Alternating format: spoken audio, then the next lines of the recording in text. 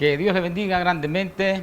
Estamos muy contentos de nuevamente compartir con ustedes este programa tan especial como es Fundamentos. Y como siempre lo hemos dicho, para que nuestra vida pueda estar fundamentada en la roca inconmovible que es nuestro Dios y su palabra.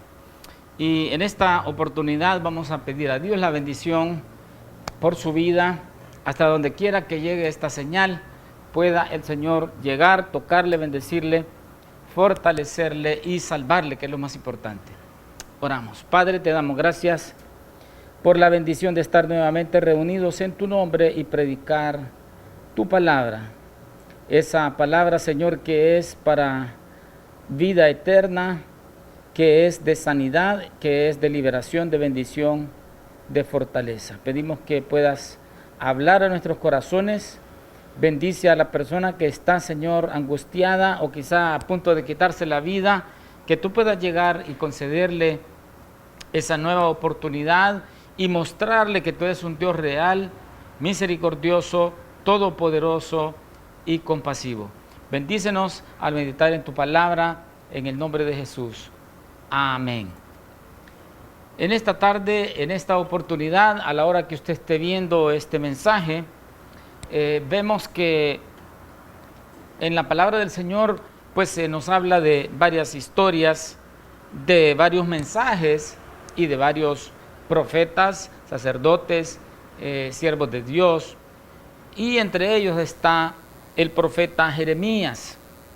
Este profeta comenzó su ministerio, dicen los comentaristas, en el año 626 antes de Cristo, en el año 13º del reinado del rey Josías, y continuó predicando hasta después de la destrucción de Jerusalén, aproximadamente en el año 586 antes de Cristo.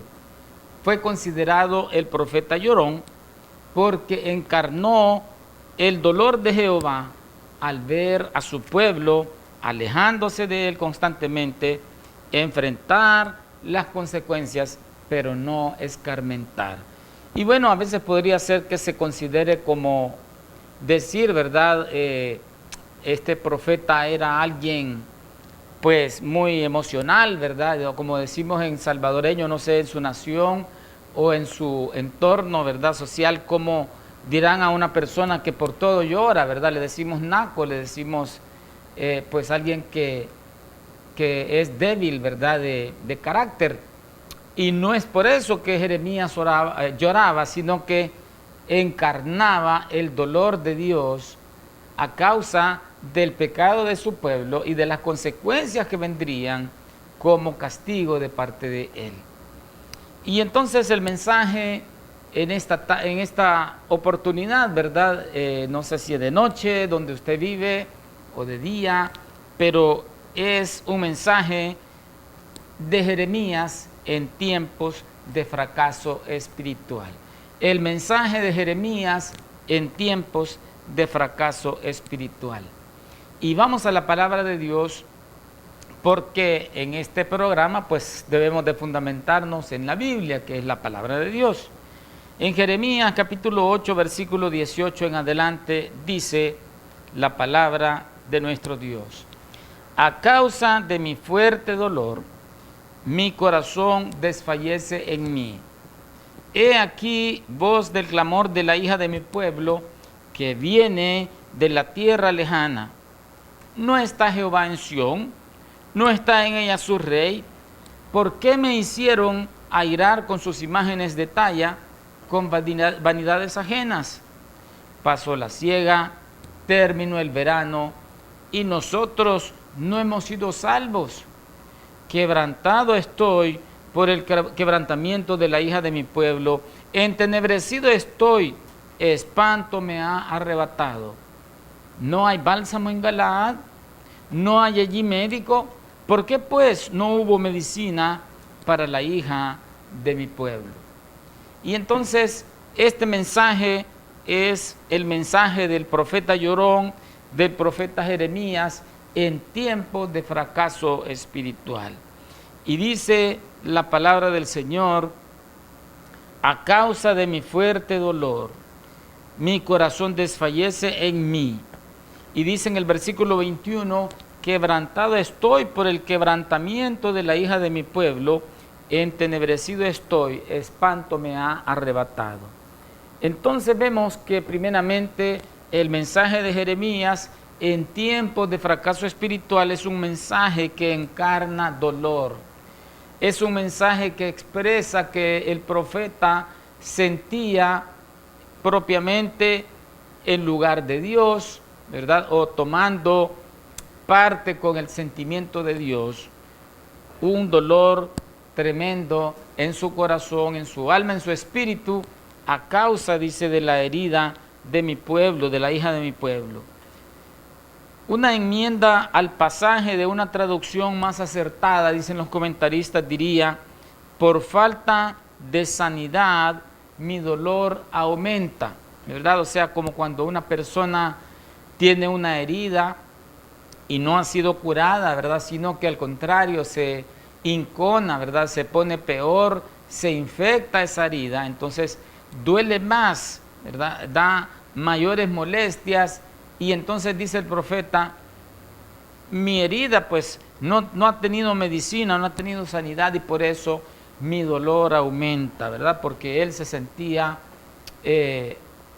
lastimado, ¿verdad? Él se sentía adolorido por ver el sufrimiento del pueblo de Dios. El profeta refleja en su propio corazón la agonía de Dios cuando comparte el dolor de su pueblo. Hay dolor, hay tristeza en el profeta por la condición espiritual, moral y las consecuencias de su pecado y alejamiento de Dios.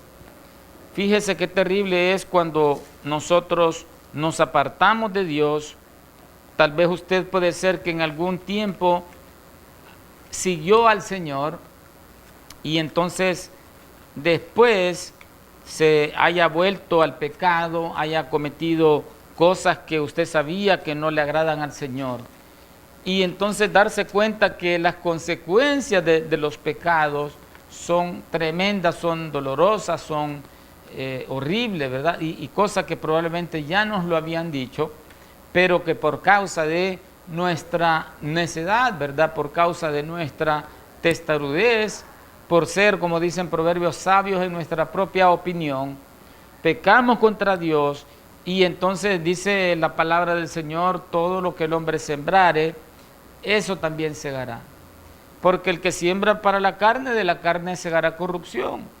Entonces, cuando uno ha sembrado las cosas de la carne, pues la palabra del Señor nos enseña, ¿verdad? Que la concupiscencia cuando da a luz es el pecado y el pecado, dice, da a luz la muerte. Quiere decir que hay consecuencias horribles cuando nosotros nos alejamos de Dios. En Lamentaciones 3, versículo 33 dice, porque no aflige ni entristece voluntariamente a los hijos de los hombres, ¿verdad? Y está hablando anteriormente, ¿verdad? Que por las misericordias del Señor no hemos sido consumidos. Y entonces dice, bueno les al hombre llevar el yugo desde su juventud, que se siente solo y calle porque Dios es quien se lo impuso. Ponga su boca en el polvo por si aún hay esperanza. Dé la mejilla al que le hiere y sea colmado de afrentas, porque el Señor no desecha para siempre, antes si aflige, también se compadece según la multitud de sus misericordias, porque no aflige ni entristece voluntariamente a los hijos de los hombres. Quiere decir que el Señor no es con gusto, ¿verdad? No es con agrado que entristece, ¿verdad? Que trae las consecuencias, que permite las consecuencias de los pecados.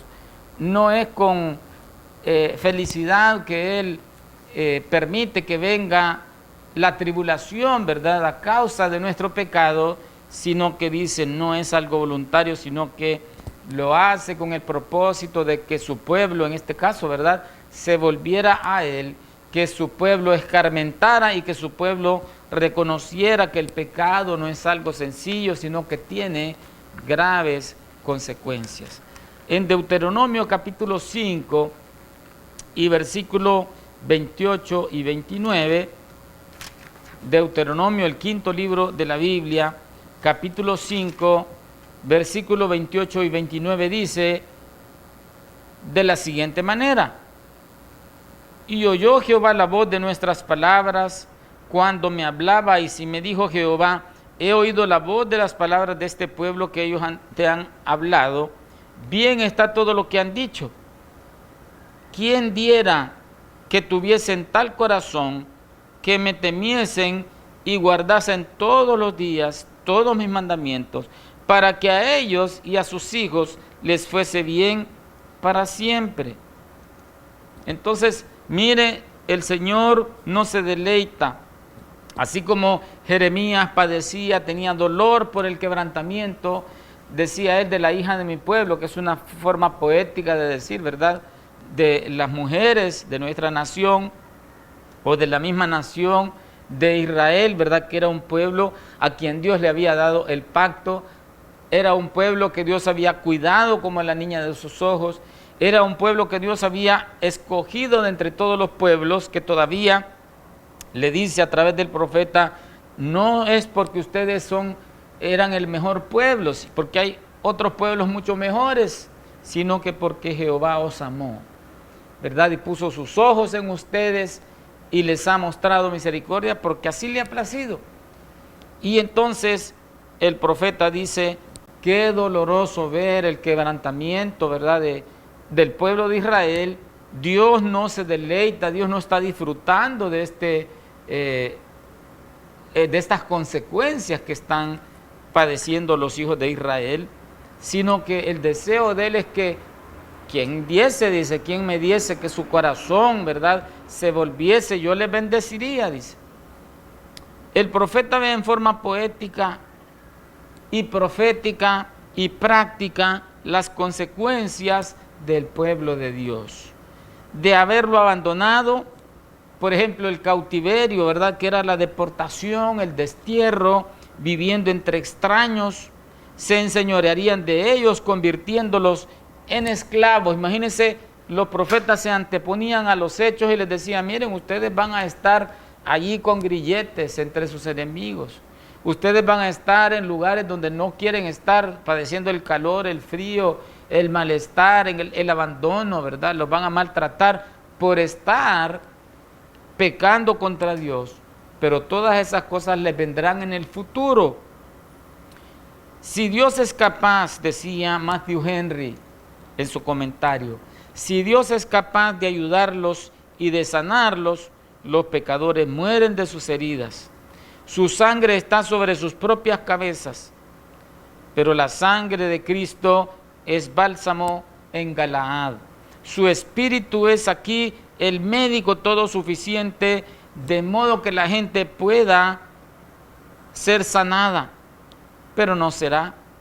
Así mueren los hombres, sin perdonar y sin cambiar, porque no quieren venir a Cristo para ser salvos. Mire, o sea que el Señor tiene grandes bendiciones, el bálsamo de Galaad es la sangre de Cristo, pero la gente, ¿verdad?, no responde al Señor, entonces está sufriendo las consecuencias, está padeciendo el resultado de rechazar al Señor. Galaad fue famosa por los bálsamos curativos en el campo de la medicina, ¿verdad? Y es interesante cómo en nuestro país también, ¿verdad?, se conoce o se conocía antes como el bálsamo del Salvador. Esta es una pregunta retórica, ¿verdad?, de parte del profeta. ¿Será que no hay bálsamo en Galaad? ¿Será que no hay medicina en el pueblo donde hay todos esos árboles? La obvia respuesta es sí, Dios era el bálsamo de Galaad, pero Israel no aplicaba el bálsamo, no obedecía a Dios, a pesar que la enfermedad espiritual del pueblo seguía siendo muy profunda y podía curarse. Sin embargo, el pueblo rechazó la medicina. Dios podía sanar las heridas que se ocasionaron, pero Él no los obligaría a recibir sanidad. Y bueno, yo creo que es interesante, ¿verdad?, cómo en la misma naturaleza encontramos ejemplos, ¿verdad?, de personas que tal vez tienen la costumbre de alguna cosa que les hace daño, ¿verdad? El doctor les ha dicho, mire, la próxima vez que usted beba, ¿verdad?, se va a morir. Y he escuchado anécdotas de personas que dicen, no, hombre, una vez al año no hace daño, y esa vez que le habían dicho, le habían advertido, ¿verdad?, se tomó aquel trago y entonces vio las consecuencias de su desobediencia, ya estaba en una situación demasiado comprometida y entonces le viene la gravedad y posteriormente la muerte. Asimismo, entonces vemos cómo el pueblo de Israel estaba padeciendo las consecuencias de sus pecados. El profeta les estaba diciendo, lo que viene no es una cosa buena para ustedes, así es que les conviene que se arrepientan. Pero en realidad el corazón del hombre, dice la palabra de Dios, era de continuo hacia solamente el mal. Allá en Génesis, cuando se habla de cómo Dios destruyó la tierra por medio de un diluvio, ¿verdad? Porque los hombres siempre tendientes hacia el mal desde que vino el pecado en el Edén. Entonces, podemos preguntarnos, ¿verdad? ¿Será que hay un pastor que se duele de la condición suya? ¿Será que hay un hermano, un familiar que es cristiano y que ora por usted y que sufre al verle que usted viene padeciendo las consecuencias? ¿Será que hay decisiones que se han tomado y caemos en el mismo hoyo, caemos en la misma situación, ¿verdad? Y no nos volvemos de nuestros malos caminos? Dios, créame que Dios no se alegra del mal de la persona, porque dice la palabra de Dios que el Señor es muy compasivo y misericordioso. En segundo lugar, tenemos que también, el mensaje de Jeremías, ¿verdad?, en tiempos de fracaso espiritual, es un mensaje de reclamo, como dicen los versículos 19 y 22 en el libro de Jeremías, donde estamos leyendo Jeremías 8, versículo 19. Escucha lo que dice. Jeremías 8, versículo 19. Dice, he aquí voz del clamor de la hija de mi pueblo que viene de la tierra lejana. ¿No está Jehová en Sión? ¿No está en ella su rey? ¿Por qué me hicieron airar con sus imágenes de talla, con vanidades ajenas? Y vemos que también dice en el versículo 22, no hay bálsamo en Galaad, no hay allí médico. ¿Por qué pues no hubo medicina para la hija de mi pueblo? Entonces vemos que este mensaje es de reclamo, porque las preguntas que tenían un sí lógico por respuesta son las que el profeta del Señor, que lloraba por el pueblo de Israel, se hacía. Y entonces él decía, ¿no está Jehová en Sión? Claro que sí, el Señor había dicho, voy a poner mi nombre en medio de Jerusalén, en el lugar santísimo donde está el arca del pacto, en medio de los querubines de obra primorosa, en medio de los sacerdotes que hacían la administración delante del Señor, de ese tabernáculo o de ese templo. Y Dios había mostrado muchas veces su presencia entre ellos con milagros, con portentos, con maravillas, pero ellos lo menospreciaban y ansiaban la vida libertina de las personas idólatras. Fíjese cómo desde la salida de Egipto, ¿verdad?, comenzando con todos los horrores que padecieron los egipcios a causa de las plagas. Las 5 primeras plagas afectaron a todo Egipto juntamente con los israelitas, pero las otras 5 plagas solamente afectaron a los egipcios, mayormente la última, que fue la muerte de los primogénitos. Desde el primogénito del faraón hasta el último egipcio, todos estaban muertos a causa de la espada del ángel de Jehová. El Señor ya les había dicho a los de su pueblo Israel, ¿verdad? Miren, ustedes lo que van a hacer es que van a matar un corderito, van a comer la Pascua, van a dedicar esto al Señor, y la sangre del cordero la van a poner en las mochetas, en los dinteles de las puertas. Y entonces el ángel, cuando pasó, dice que saltaba. Eso quiere decir la Pascua, ¿verdad? El saltar o pasar por alto cada casa donde había esa sangre que simbolizaba la sangre de Cristo. También ellos habían visto cómo Dios abrió el Mar Rojo para que ellos pasaran en seco. Imagínense, alrededor de unos 3 millones de israelitas. Ellos también vieron cómo se cerraron las aguas cuando venían los carros del faraón persiguiéndoles, porque se habían arrepentido una vez más de haberles permitido irse, porque era, imagínense, una masa de esclavos muy efectiva, muy poderosa. Tenemos las evidencias, ¿verdad?, en las grandes construcciones que hicieron los egipcios a través de los israelitas.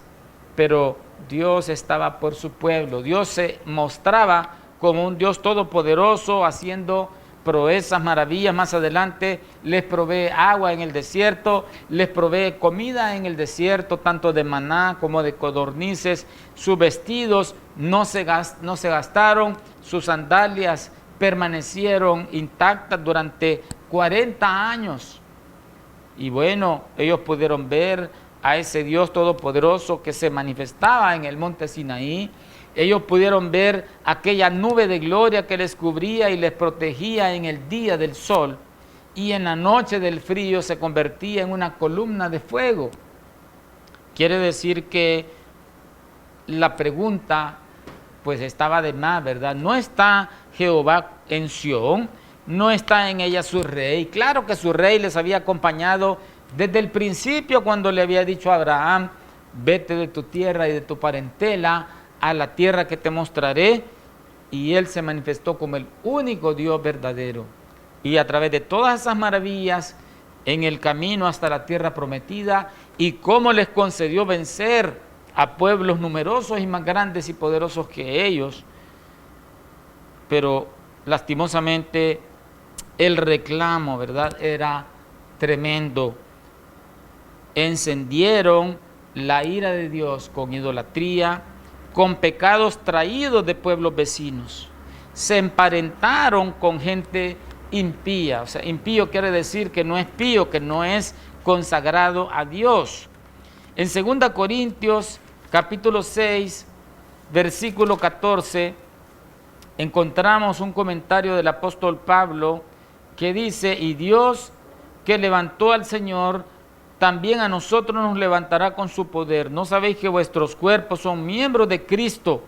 ¿Quitaré pues los miembros de Cristo y los haré miembros de una ramera? De ningún modo. ¿O no sabéis que el que se une con una ramera es un cuerpo con ella? Porque dice: los dos serán una sola carne. Pero el que se une al Señor, un espíritu es con él. Huid de la fornicación. Cualquier otro pecado que el hombre cometa está fuera del cuerpo, mas el que fornica contra su propio cuerpo peca. ¿O ignoráis que vuestro cuerpo es templo del Espíritu Santo, el cual está en vosotros, el cual tenéis de Dios, y que no sois vuestros, porque habéis sido comprados por precio?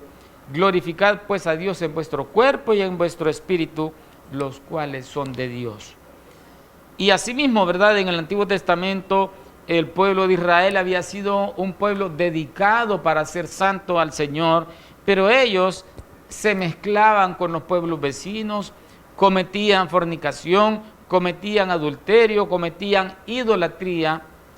Y esto pues es una cosa paralela, ¿verdad?, que Dios consideraba a la idolatría como una fornicación o como un adulterio, porque consideraba al pueblo de Israel como su esposa, ¿verdad?, como su prometida, y entonces el pueblo fornicaba detrás de otros dioses, ¿verdad?, detrás de la idolatría. Pero dice en el versículo 22, la otra pregunta: ¿no hay bálsamo en Galaad? Así como lo mencionábamos hace unos momentos. No hay allí médico. ¿Por qué pues no hubo medicina para la hija de mi pueblo? Entonces, de la misma manera, ¿verdad?, hay un reclamo de parte de Dios para su pueblo, porque la respuesta a esta pregunta y a estas preguntas era sí. ¿verdad? Dios está en medio de su pueblo, ¿verdad? Le han provocado a él con sus idolatrías, y entonces pregunta, ¿será que no hay medicina para esta condición del pueblo? Claro que sí. El problema es que ellos no habían tomado la medicina. El Señor les había demostrado ser su escudo contra toda enfermedad y dolencia, tanto física, ¿verdad? En Egipto vemos lo que acabamos de mencionar, cómo Dios les guardó de las plagas. En su viaje en el desierto, ¿verdad? Ellos fueron siempre bendecidos por Dios cuando las serpientes, a causa de su desobediencia y murmuración contra Dios, les mordían. Pero dice que Dios le dijo a Moisés, hazte una serpiente de bronce y la pones en un asta, que por cierto es el símbolo de la medicina, ¿verdad? Y entonces dice la escritura que la gente cuando miraba a aquella serpiente de bronce en el asta y era mordido por las serpientes, era sanado, era salvo de la muerte. Entonces el Señor les guardaba, era como un escudo para su pueblo de toda enfermedad y dolencia. En Egipto con las plagas, su viaje en el desierto, la protección contra las fieras de aquella región. Fíjese, en Deuteronomio 7:22 estaba viendo este pasaje muy interesante, porque uno puede decir, ¿verdad? No, ¿y por qué fue que Dios no permitió que los israelitas vencieran a todos sus enemigos de un solo? Entonces el Señor les dice, no, miren, hay un propósito maravilloso. Deuteronomio 7, versículo 22. Y Jehová tu Dios echará a estas naciones de delante de ti poco a poco. No podrás acabar con ellas enseguida, para que las fieras del campo no se aumenten contra ti. Entonces mire, Dios tenía doble propósito allí. Mas Jehová tu Dios las entregará delante de ti, y él las quebrantará con grande destrozo hasta que sean destruidas. Él entregará sus reyes en tu mano, y tú destruirás el nombre de ellos de debajo del cielo. Nadie te hará frente hasta que los destruyas. Las esculturas de sus dioses quemarás en el fuego. No codiciarás plata ni oro de ellas para tomarlo para ti, para que no tropieces en ello, pues es abominación a Jehová tu Dios. Y no traerás cosa abominable a la casa, para que no seas anatema, o sea, maldición del todo. La aborrecerás y la abominarás, porque es anatema, ¿verdad? Y entonces aquí en alrededor de este pasaje, la palabra del Señor nos dice también, ¿verdad?, que Dios iba a destruir esas naciones a causa de los pecados con que ellos habían ofendido a Dios, que su pecado había llegado al colmo. Pero fíjese cómo Dios utilizaba estos dos elementos. Por un lado, las fieras del campo eran controladas a través de los pueblos que Dios estaba por destruir, pero no los destruía para que las fieras no se reprodujeran y atacaran a los del pueblo de Israel.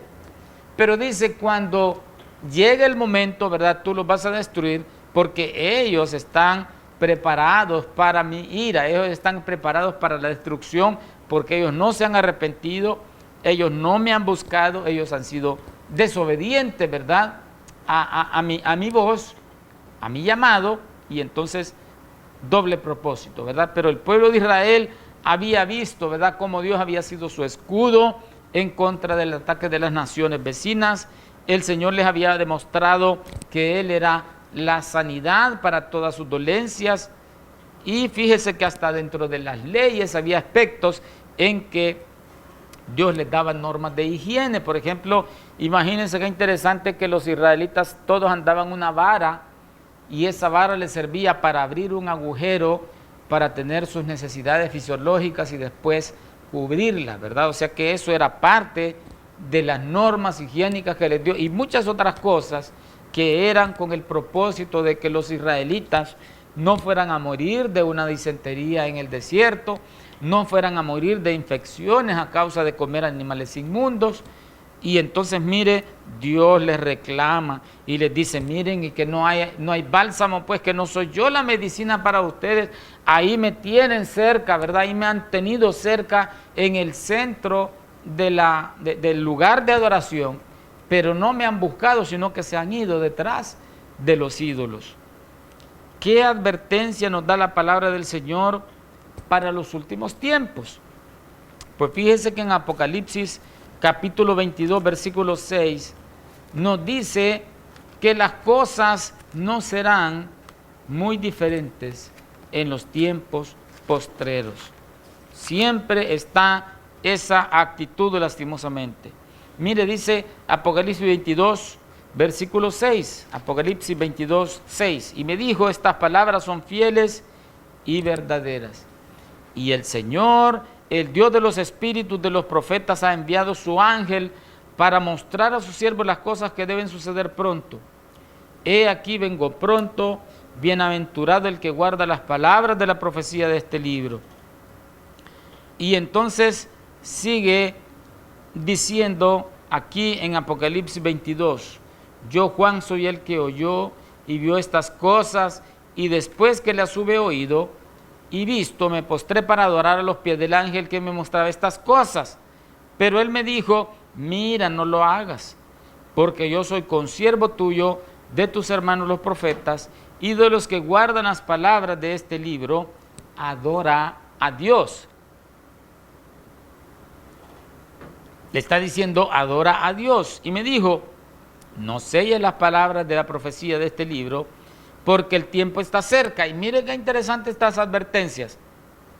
El que es injusto sea injusto todavía, y el que es inmundo sea inmundo todavía, y el que es justo practique la justicia todavía, y el que es santo santifíquese todavía.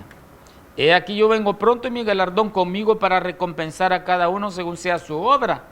Yo soy el alfa y la omega, el principio y el fin, el primero y el último. Pero mire cómo dice, y bienaventurados los que lavan sus ropas para tener derecho al árbol de la vida y para entrar por las puertas en la ciudad. Entonces, qué bendición, ¿verdad? Es que el que ama a Dios, pues va a tener un lugar en los cielos, ¿verdad?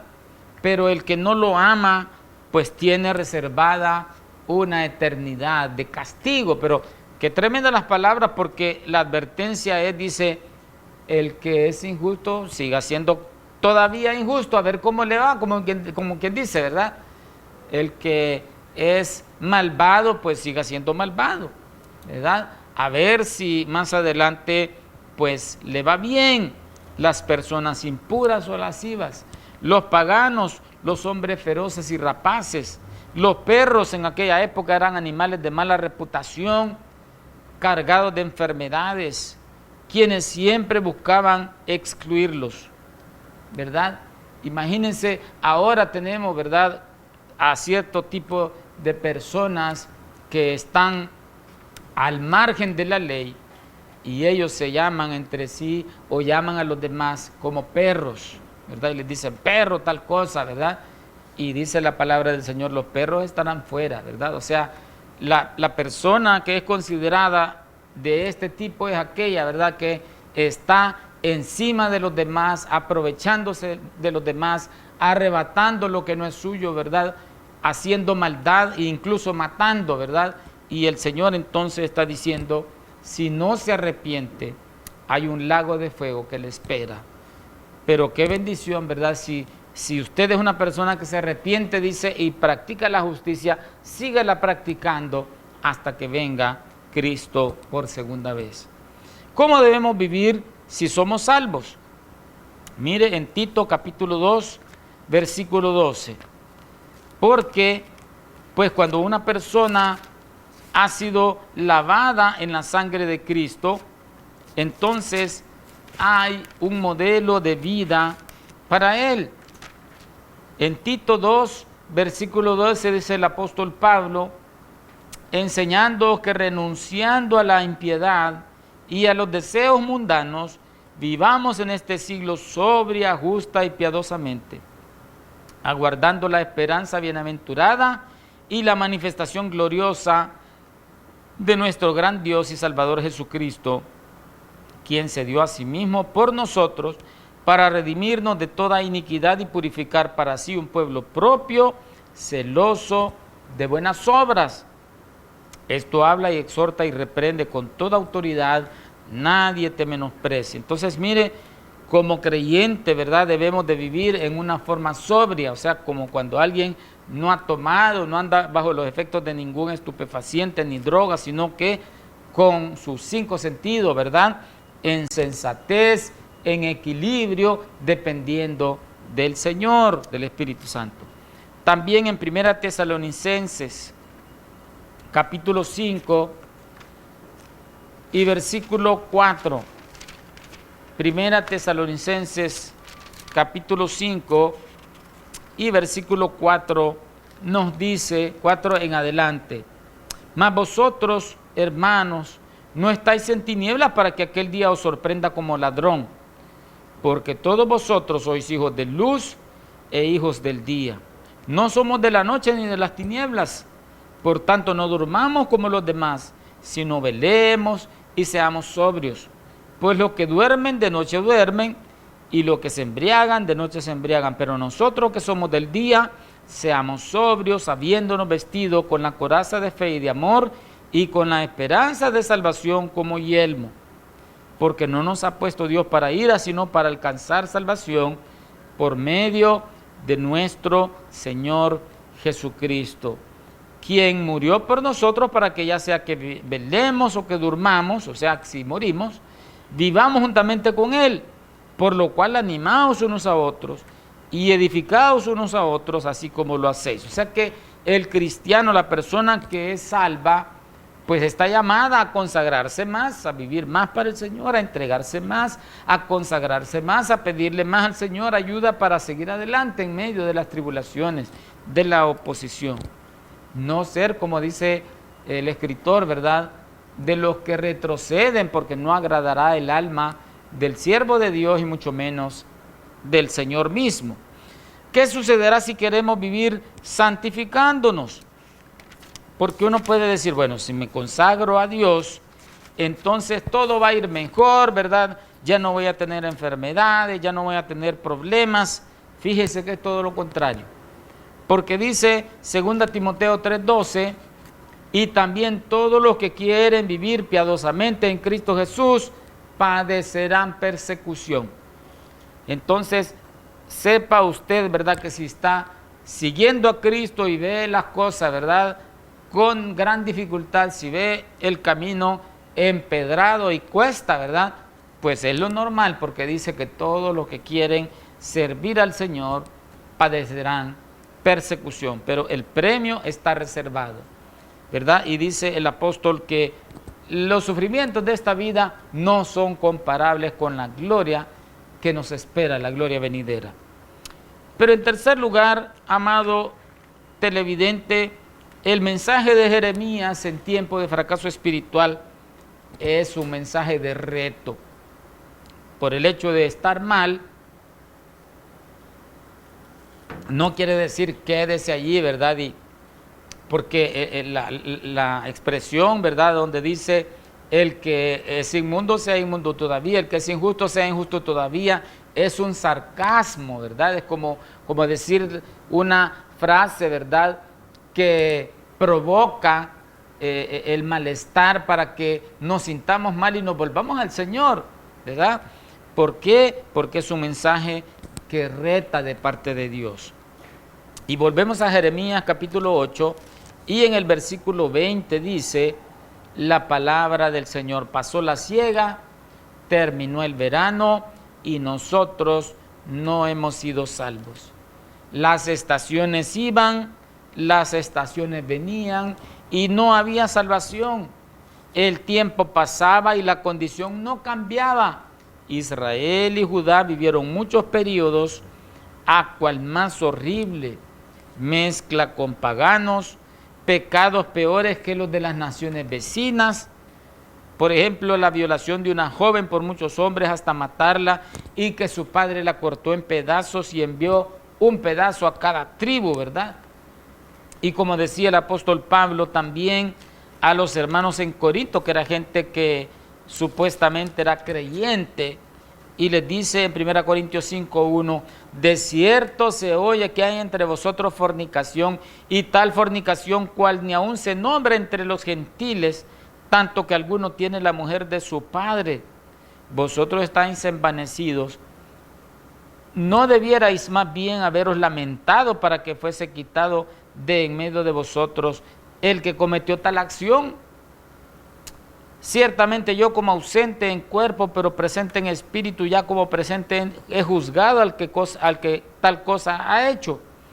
En el nombre de nuestro Señor Jesucristo, reunidos vosotros en mi espíritu, con el poder de nuestro Señor Jesucristo, el tal sea entregado a Satanás. ¿Para qué?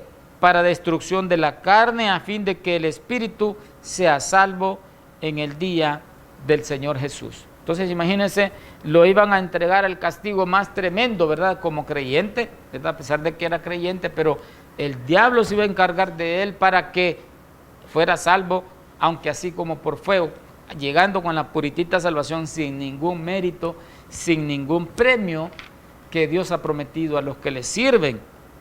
Entonces, es un mensaje de reto, porque imagínense, estaciones iban, estaciones venían, pasó la siega, terminó el verano, pero nosotros, decían, no hemos sido salvos. Y qué tremendo, ¿verdad? Cuando usted tal vez se le ha hecho la invitación, ha venido un familiar suyo que es creyente, algunos hasta tienen familiares que son pastores, ¿verdad? Y le dicen, mire, entréguese a Cristo, ven amigo, ven familiar, ven primo, ¿verdad? Ven sobrino a los pies de Cristo, y usted se hace como que no ha escuchado, ¿verdad? Es un reto, ¿verdad? Que Dios le está haciendo. Sin embargo, los juicios de Dios estaban viniendo sobre Israel. No había cambio o arrepentimiento, no había cambio a humillación. En Hebreos capítulo 3 y versículo 7 leemos de la siguiente forma, Hebreos 3 y el versículo 7. Por lo cual, como dice el Espíritu Santo, si oyereis hoy su voz, no endurezcáis vuestros corazones como en la provocación en el día de la tentación en el desierto, en las aguas de Meriba, ¿verdad? Que es lo que se narra en el Antiguo Testamento, donde me tentaron vuestros padres, me probaron y vieron mis obras 40 años, a causa de lo cual me disgusté contra esta generación y dije, siempre andan vagando en su corazón y no han conocido mis caminos, por tanto juré en mi ira, no entrarán en mi reposo. Mirad, hermanos, que no haya en ninguno de vosotros corazón malo de incredulidad para apartarse del Dios vivo, antes exhortados los unos a los otros cada día, entre tanto que se dice hoy, para que ninguno de vosotros se endurezca por el engaño del pecado, porque somos hechos participantes de Cristo, con tal que retengamos firme hasta el fin nuestra confianza del principio, en tanto que se dice, si oyereis hoy su voz, no endurezcáis vuestros corazones como en la provocación. Entonces mire, dice, ¿quiénes fueron los que habiendo oído le provocaron? ¿No fueron todos los que salieron de Egipto por mano de Moisés? ¿Y con quiénes estuvo él disgustado 40 años? ¿No fue con los que pecaron, cuyos cuerpos cayeron en el desierto? ¿Y a quiénes juró que no entrarían en su reposo, sino aquellos que desobedecieron? Y vemos que no pudieron entrar a causa de incredulidad. Entonces, qué terrible, ¿verdad? Los juicios del Señor venían sobre su pueblo, venían sobre primeramente el pueblo de Israel, después el pueblo de Judá, pero ellos no escarmentaban, ellos no entendían el mensaje y entonces tuvieron que ser llevados en cautiverio. Había un reto que considerar con preocupación, dolor, pero aún aflicción. Tenían que afligirse y decir, necesitamos volvernos a Dios, necesitamos reconocer que vamos mal y que el futuro que nos espera es destrucción completa. Nuestras generaciones futuras están comprometidas. Pero entonces, amado televidente, ¿qué pasa cuando morimos en nuestros pecados? ¿Qué pasa cuando una persona muere sin Cristo? Porque dice Hebreos 10:27, de la manera que está establecido para los hombres, que mueran una vez y después de esto el juicio. Pues llegará el momento en que Dios nos llame a rendir cuentas, porque Él es el juez de toda la tierra. Y yo siento que a veces hay personas que no les gusta que se les mencione eso, pero es una realidad que la palabra de Dios dice que nos va a tocar, le guste o no le guste a usted o a mí, vamos a tener que estar delante del trono de Dios rindiendo cuentas de nuestra vida aquí en la tierra. Mateo 8, versículo 11 dice, Mateo 8, 11, y os digo que vendrán muchos del oriente y del occidente y se sentarán con Abraham e Isaac y Jacob en el reino de los cielos, mas los hijos del reino serán echados a las tinieblas de afuera, allí será el lloro y el crujir de dientes. Fíjese qué terrible, que se esperaba que los hijos del reino, que eran los israelitas, tuvieran el privilegio de la salvación, pero ellos la menospreciaron. Ellos menospreciaron al Mesías más adelante, ¿verdad? Cuando Jesús vino a esta tierra. Pero entonces dice la palabra del Señor, ¿verdad? Que ellos no recibieron la bendición porque rechazaron a Dios, ¿verdad? Y entonces dice, vendrán muchos de otras naciones que aprovecharon la bendición humildemente, se rindieron al Señor, y sobrepasarán a aquellos que eran hijos del reino, pero que perdieron la oportunidad por su corazón incrédulo, por su corazón necio y desobediente y rebelde delante de Dios. Apocalipsis, nuevamente, capítulo 22 y versículo 15. Terrible, dice, mas los perros estarán fuera y los hechiceros, los fornicarios, los homicidas, los idólatras y todo aquel que ama y hace mentira. Entonces, qué terrible, ¿verdad? Todas estas clases de personas que hacen lo malo, que se han entregado a los placeres de este mundo, a dañar a los demás, a aprovecharse de los demás, el Señor les ha reservado fuera de su presencia en el infierno una condenación horrible. Ahora, ¿cómo es que nosotros obtenemos la salvación? ¿Cómo obtiene usted la salvación? Romanos capítulo 5, versículo 1 dice, justificados pues por la fe, tenemos paz para con Dios, por medio de nuestro Señor Jesucristo. Solamente por el sacrificio de Cristo usted y yo podemos ser salvos, por la fe depositada en Él, en el Hijo de Dios. No hay otra forma, no hay otro nombre en que podamos ser salvos. Efesios 2, 8 al 10 dice, porque por gracia sois salvos por medio de la fe, y esto no de vosotros, pues es don de Dios, no por obras para que nadie se gloríe, porque somos hechura suya, creados en Cristo Jesús, para buenas obras, las cuales Dios preparó de antemano para que anduviésemos en ellas. Entonces no somos salvos por obras, sino que las obras son un resultado de la fe puesta, de la confianza puesta solamente en nuestro Señor Jesucristo. Marcos capítulo 1, versículo 4, el Señor Jesucristo también, ¿verdad?, junto con Juan el Bautista, tenían este mismo mensaje. Marcos, que es el segundo libro del Nuevo Testamento, capítulo 1 y versículo 4. Veamos cómo dice. Bautizaba Juan en el desierto y predicaba el bautismo de arrepentimiento para perdón de pecados. Mire, él entonces, ¿verdad?, dice que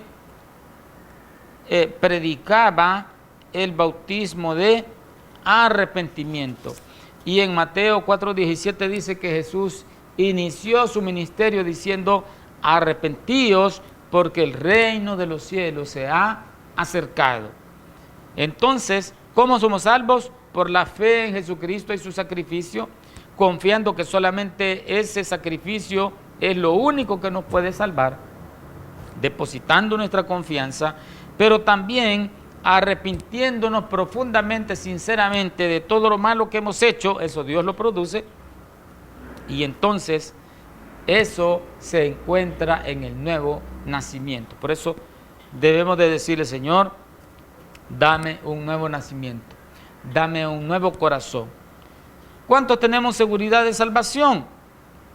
Pues Romanos capítulo 8, versículo 16 nos habla de esta seguridad del creyente. Allá en Romanos 5 dice: justificados pues por la fe, ¿verdad? O sea, creyendo en el Señor Jesucristo es que nosotros tenemos la salvación, pero también se encuentra allí nuestra seguridad de esa salvación plena, gloriosa, maravillosa.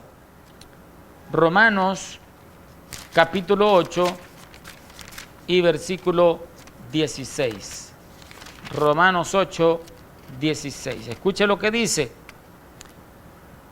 el Espíritu mismo da testimonio a nuestro espíritu de que somos hijos de Dios.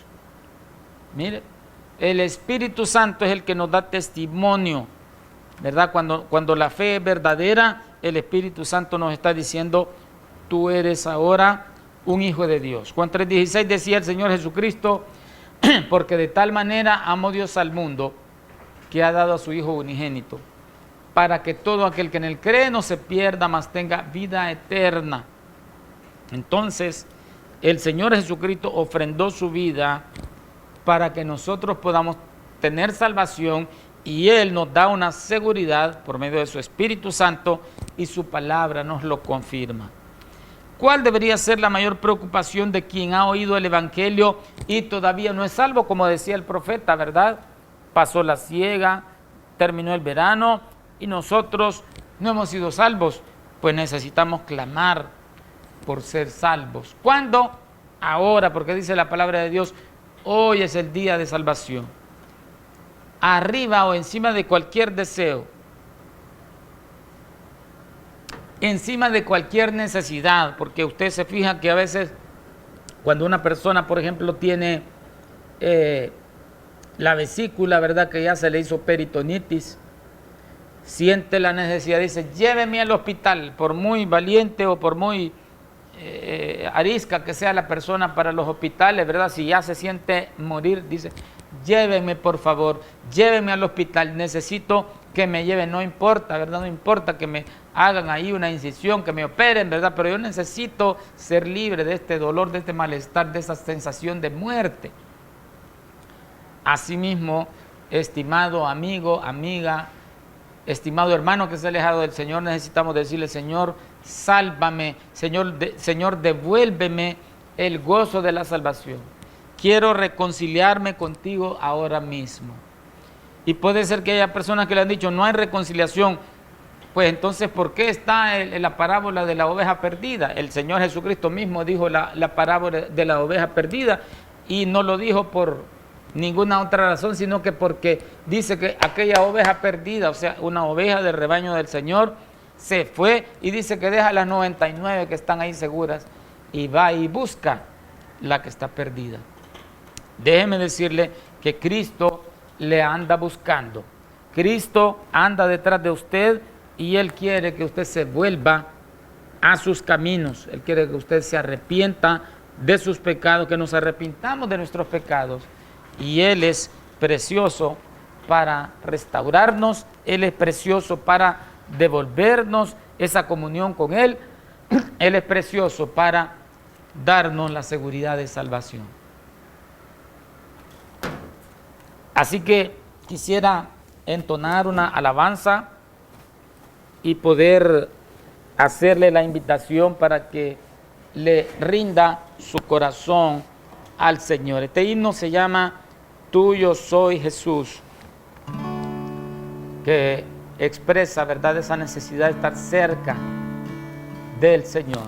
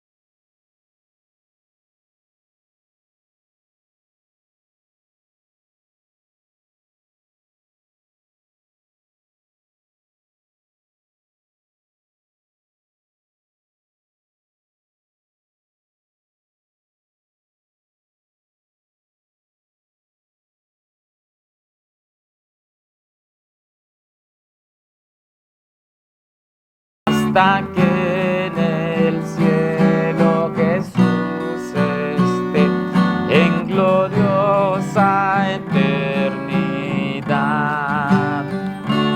Aún más cerca, cerca de tu cruz, llévame, oh Salvador. Aún más cerca, cerca, cerca de tu cruz, llévame, oh buen pastor.